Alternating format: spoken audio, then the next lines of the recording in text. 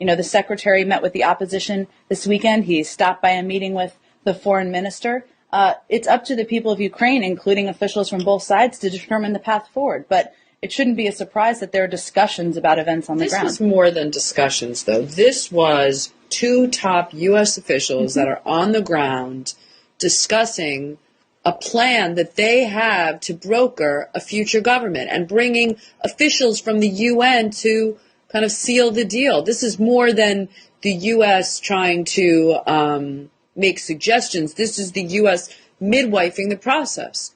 Well, Elise, you're talking about a private diplomatic conversation. Those happen all the time. Of course, as part of private diplomatic conversations, there are discussions about what involvement the UN can have, what involvement or engagement should happen on the ground. That shouldn't be a surprise. Of course, these things are being discussed. I don't think that it is honest for you to say, no, we don't have an opinion, and that's completely up to the people of country X. There's a and I specifically mean, in this case, I'm talking about Egypt. Sure. Well, let because me you do have an opinion. Make one comment here. There is a difference between private discussions that happen in the interagency process, in the building, and what we convey publicly as a U.S. government. And we have a responsibility to convey what our position is. Of course, you're discussing a range of options on a range of issues. But that's what you do as a diplomat. If you're saying privately, behind the scenes, that you're cooking up a deal, and then you're saying publicly that this is up for Ukrainians to decide, those are two totally different things.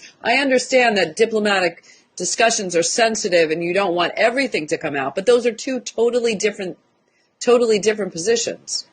Elise, what do you think happens behind closed doors when people are discussing issues internally through the interagency? This is not discussing issues. This is talking about a deal that the U.S. was cooking up.